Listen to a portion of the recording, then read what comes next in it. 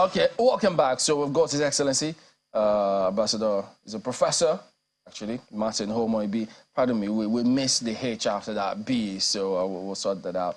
He's a former Permanent Secretary, Ministry of Foreign Affairs, former Under-Secretary General for the UN, former President, UN Human Rights Council. Good morning, Ambassador. Thank you for coming on today. Good morning, Chamberlain. Thank you. It's a privilege to be here with you again this morning. Good to see you, sir. Thank you. So, yeah, so many things playing out in the country here. And then we also keep an eye on how we could be perceived in the Committee of Nations. And many just wondering, how do these things actually interplay? Because I was listening to some analysis that thought, wait a minute, how come at the last hunger, they thought we didn't take pride of place in terms of the time allocated to us to speak? If we're going to speak much later in the evening, some thought that that's just saying, well, and besides, if you don't have as much people in the audience, they think to measure your acceptance or relevance to some extent by several persons, the significance of those who are there when you speak. So how do all of those things play out? Thank you very much. That's a very pertinent question you are raising. But for me, what marks this last appearance of Nigeria at the United Nations General Assembly was the fact that we spoke on the very first day. That itself was very historic.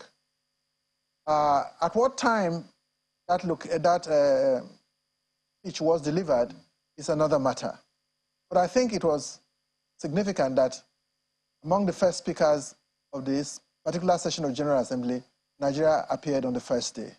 So I would like us to take note of that for the purpose of history. And that is one of the first times I remember in our history, since 1960, that we began to appear in the General Assembly that such a thing would happen. The rest, of course, is in public knowledge, what transpired. But there is no doubt that one of the challenges that we face, I'm a historian, unapologetically so, one of the challenges we face as diplomats is the kind of narrative that we parade about ourselves. I am not of the school of thought that celebrates negative, apologetic narratives. I prefer a narrative that is affirmative, not pathological. I prefer a narrative that takes note of your challenges and seeks for ways of remedying the situation so that you can do even better. When the founders of the United Nations created the United Nations in 1945, they knew everybody was satisfied with it at the signing of the San Francisco Charter. But yesterday in the classroom, I was teaching postgraduate students what John Foster Dulles, one of those architects of the UN Charter, the statement he made in 1954. He said that the United Nations was created not as a reformatory, but if you are good, it will make you better. But it's not going to make you an angel if you are a devil. So I think we must learn to appreciate our worth in the global community of nations. Rather than talk about what does not exist, we should talk about what exists. And there are a lot of things that exist positively in the history of our country. Yeah, I get the point, and a very interesting one at that. But we also do know that good exists, evil also exists. And interestingly, you're an academic, also a diplomat, and then you also mingle with politicians. We'll come to that bit much later as you progress. Now, back here, we know the Supreme Court matter is being heard. And you know the hoopla, the build-up to that. And there may yet be more after when the verdict is delivered. And one of the key things that stuck out, still does to lots of people, is the CSU matter. And so looking at it here, and then probably for those who are watching from the outside, they have their perspectives. So what does that rub off in terms of how we are perceived as a country? And how? What do you think of it? It really does. There's no pretense about that. It does. Because the person in question is the image of Nigeria, both spiritually and even physically, before God and before all of us. he represents our country. So who he is, what he does, how he smiles, how he poses, how he carries himself, what his records are important for the way that our people and our citizens are looked at this time. So the outcome of that judgment, when it does come out, will be very important. But again, we are Nigerians. Nigeria is bigger than any individual, whoever that person may be. And I think Nigeria is destined for greatness. Nigeria has its own destiny, regardless of whosoever is in place in that country. And that destiny is not stoppable. Actually, those who compete against us in diplomatic field, they know this. And that's why they work so hard. Because, of course, foreign policy or projection, diplomacy is about projection and promotion and defense of national interest. So their national interest and our national interest is what is at stake. So I think that, much as I recognize that the history of nations are not straight line trajectories. No country goes on a straight line and moves until it gets there. So challenges come all the time, and it's part of our life. It's part of the life of nations. Yeah, but in terms of what we should be doing, not just internally, but externally as well. Because, I mean, when governments change, they adopt different strategies of how to woo probably international investors, international relations. Do we need it more now, especially considering what we face economically, then this as well, in order to also ensure that we get a place back in the Committee of Nations, in a manner of speaking? We do. Seriously, we do need foreign investors. We need more lobbying now, to lobby them. Of course we do. That is very critical. No nation is an island to itself, even at this time. So we will need, if you consider the state of our economy, I don't think we've ever reached this ebb in the 63 years history of Nigeria. So we are at a very critical stage and a dire need for support globally. But we also must do our part domestically by encouraging people, promoting security, empowering young people, and creating confidence in ourselves. Because I'm so sorry, I feel that because the generations that we have today, sadly, have no sense of the history of our country. We are great people. We have a very proud history. Last time I alluded to the fact that 1493, the Papal Bull of Demarcation, was drawn, and the Pope was in charge of the world, literally, at that time. And the world was divided into two. One was given to Spain, the other was given to Portugal. The leaders of those two countries sent envoys to the court of the Oba of Benin. And the Oba of Benin sent his own envoys to the courts of the kings of Spain and Portugal. Where were these global players that we now talk about today? Where was Britain? Where was the United States? Where were all these other countries today? What happened to us in history? Vasco da Gama came to our continent, Mungo Park discovered the Niger. The history of exploitation, domination, subjugation, and control crept into our history. And we're all, let me, for lack of words, use beneficiaries. I don't want to use a word stronger than that, of that legacy. So I think we must stoop, we must conquer. We must revive the Nigerian spirit. And the Nigerian spirit, as epitomized by the Oyo Empire, as epitomized by the Songhai Empire, as epitomized by Kanem Bonum Empire, as epitomized by Bonum Empire, this must come back to light. And it can only come when you have confidence in yourself, when you know your identity, and you can project and defend your image. Speaking of Benin, Ambassador, what is it that we hear that you're planning to leave the gown and go into politics? What's going on? Well, look, let me tell you, one of the tragedies of our country's history is that, well, you can look at the way that we grew up. In my time, when I was growing up, the greatest person in society was a teacher, or a headmaster, or a professor. So some of us who were privileged to have such opportunities aimed to be professors. So I did my GC O-level in class 4 in the secondary school. I did my A-level in class 5 when some of my mates were doing their O-level. In fact, I wrote the same exam with my teacher, the man who taught me history, because I believed in myself and that there is nothing I cannot do once my mind is fixed to it. Many of our generations today don't see that. You know, the children that we see today, young people today don't see that. They think that somebody must help you. No!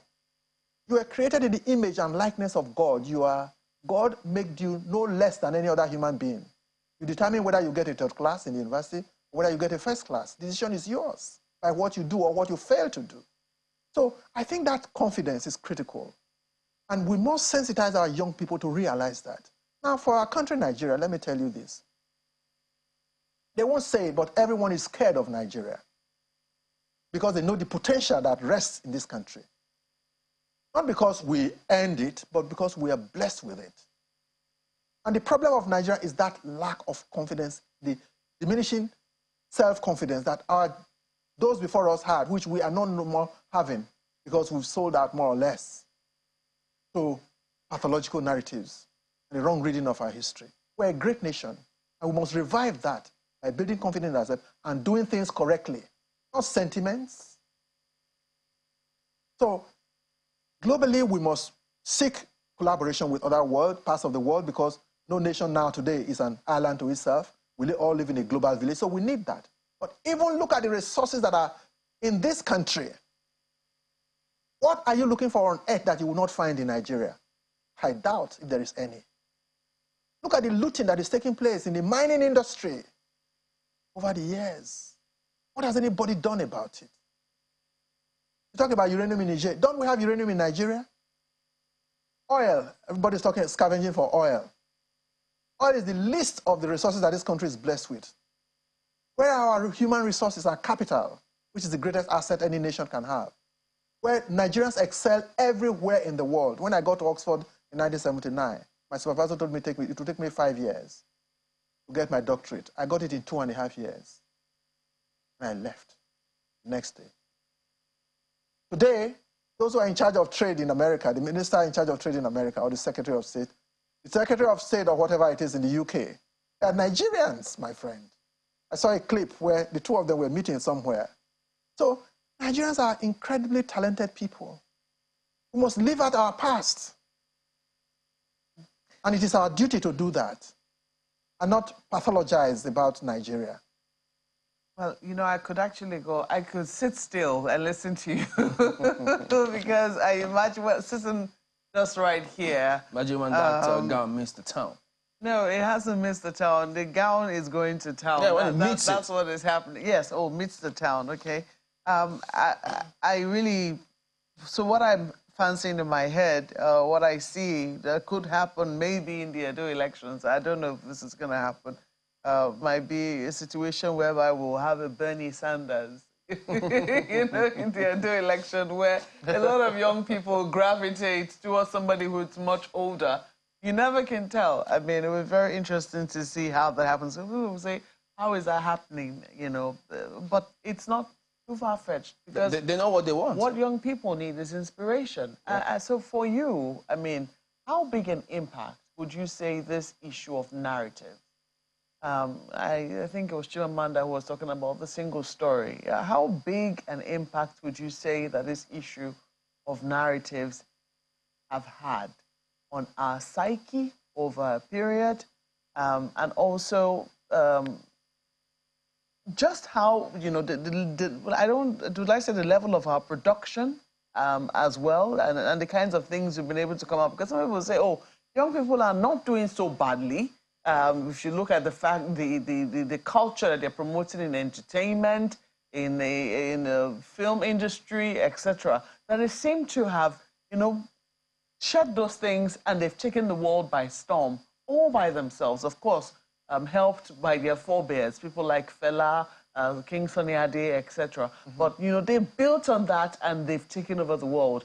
But in many other areas, it does appear that we're lagging behind. So how is it that, on the one hand, in some areas, we seem to be so confident of who we are, making great impact in one area, but on the other, in the other area, we seem to be so far behind?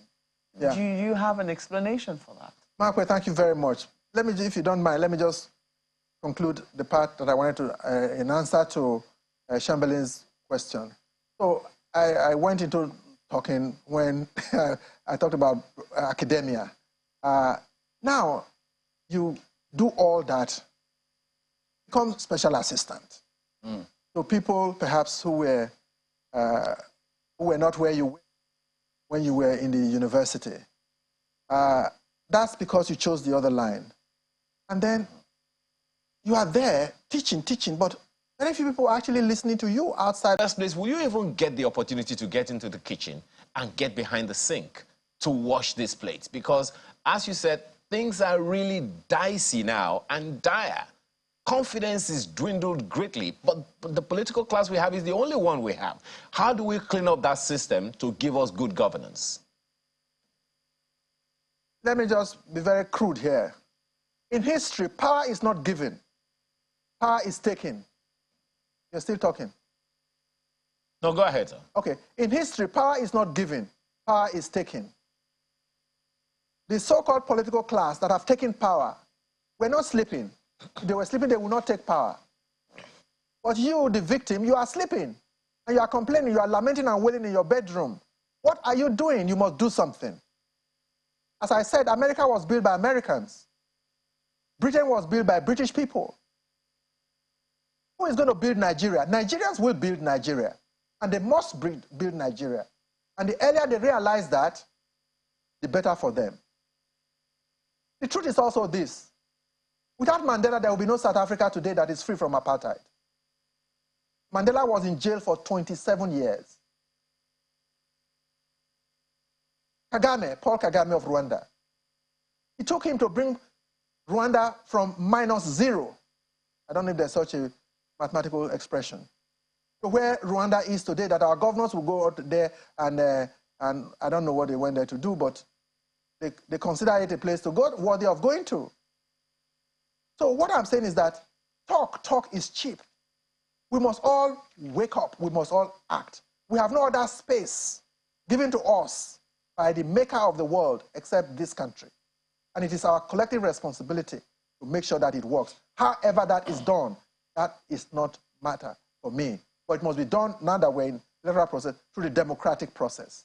Nobody is going to permit you to enter his kitchen if you don't make effort to get there. You must get there. How you get there is your strategy. And you must have the right strategy. Well, we'll determine if you can cook much later when you come out of the kitchen with your food. But Ambassador, always a pleasure to have you on. We need this dose time and again, actually. He's a former permanent Secretary, Ministry of Foreign Affairs, former Under-Secretary General for the UN, and a former President, UN Human Rights Council.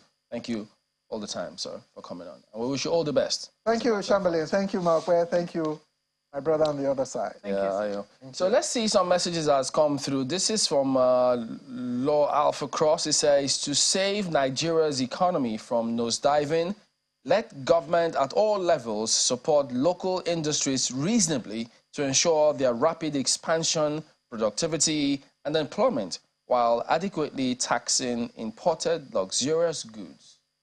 And Olagunju Oladile says, over the years, we've continued to promote economic policies that were conceived in a different era.